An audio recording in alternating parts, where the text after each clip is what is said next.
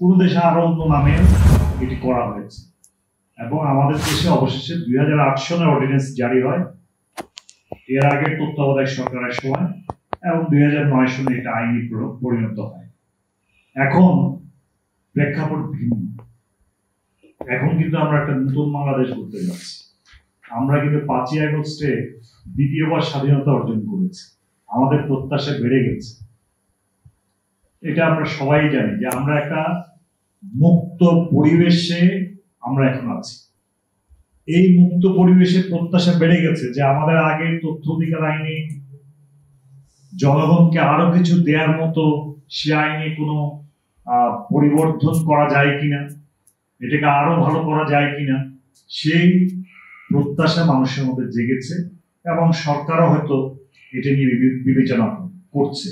কারণ আমাদের এই নতুন বাংলাদেশ গড়ার প্রত্যয় নিয়ে যে সরকার প্রতিষ্ঠিত হয়েছে, এই সরকার বিভিন্ন ক্ষেত্রে সংস্কার করে জনগণকে অধিকতর গণতন্ত্র এবং প্রকৃত গণতন্ত্র প্রতিষ্ঠা করার জন্য চেষ্টা করছে এবং মানুষের যে অধিকারগুলো, মানুষের মৌলিক অধিকারগুলো, মানুষের বিভিন্ন অধিকারগুলো, সেগুলো প্রতিষ্ঠিত করার জন্য এই চেষ্টা করছে এই সরকার।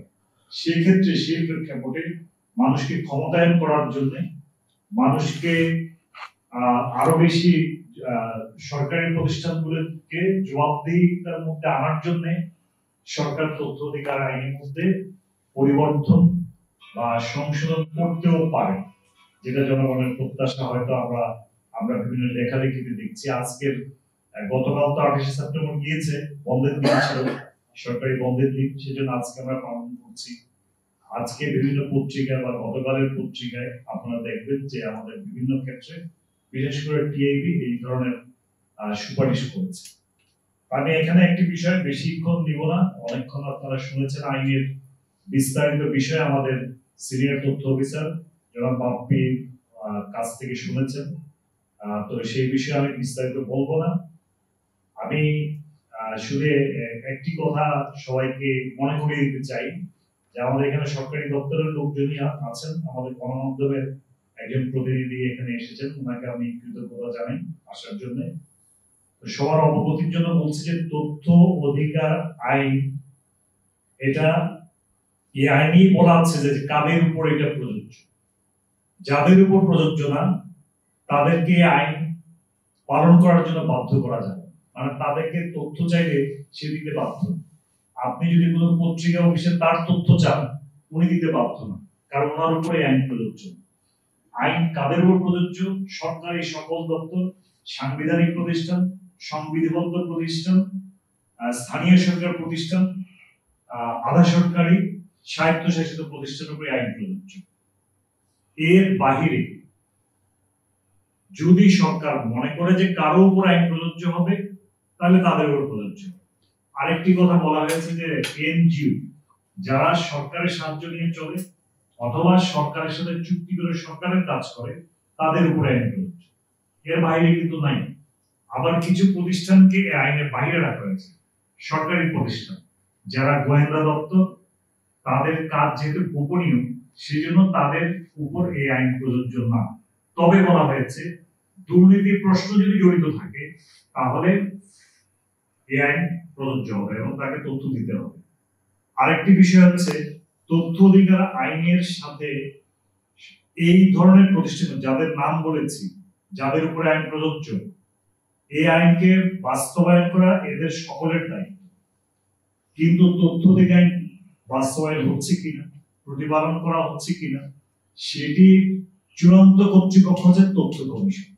অনেকে ভুল করে থাকে যে তথ্য অফিস বা তথ্য অধিদপ্তর তথ্য অধিকার আইন প্রয়োগ বা তথ্য দেওয়ার জন্য সোলেন্স না, যার যার তথ্য শেষে দিবে। যে অফিস কাছে আপনি তথ্য চান, কৃষি তথ্য চান, তাহলে কৃষি অফিসে চাইবেন। মেট্রোপলিটন কৃষি অফিসের তথ্য চান, তাহলে মেট্রোপলিটন কৃষি অফিসের একজন দায়িত্বপ্রাপ্ত কর্মকর্তা থাকবেন, তার কাছে তথ্য চাইতে হবে, সেটা তথ্য অফিস দিবেন। এবং তথ্য অফিসের কোনো সাথে সম্পৃক্ত কোনো শাখা অফিস হবে। তথ্য কমিশন একটাই, সেটা ঢাকায়, এবং ওনাদের কোনো শাখা প্রতিষ্ঠান নেই।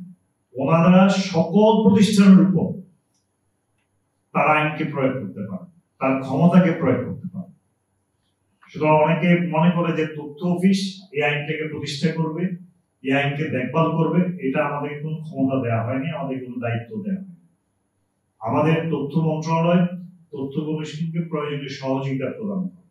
তথ্য কমিশন আমাদেরকে যদি কোনো নির্দেশ প্রদান করেন আমরা তা পালন করি, এটা সবাই করে। আমরা এখানে যারা আছি সবাই করতে হবে, সব অফিস করতে হবে।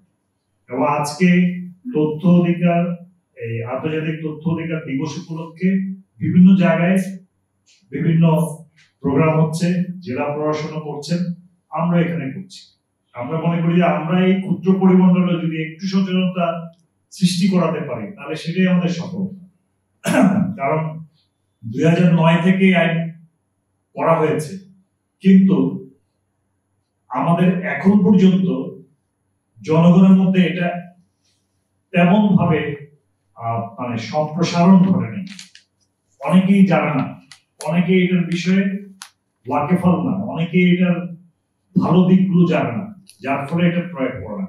সাংবাদিক সাহেবরা কিছু কিছু করেন, কিন্তু সাধারণ জনতা খুবই কম করে। দেখা যায় যে এটা আরো, আমরা আশা করছি জনগণ যদি ব্যাপকভাবে আইনটাকে ব্যবহার করে তথ্য পেতে চান, এখানে কিছু তথ্য বাদে 20টি তথ্য বাদে যে কোনো 20টি তথ্য বাদে যে কোনো তথ্য মানুষ জানতে পারে।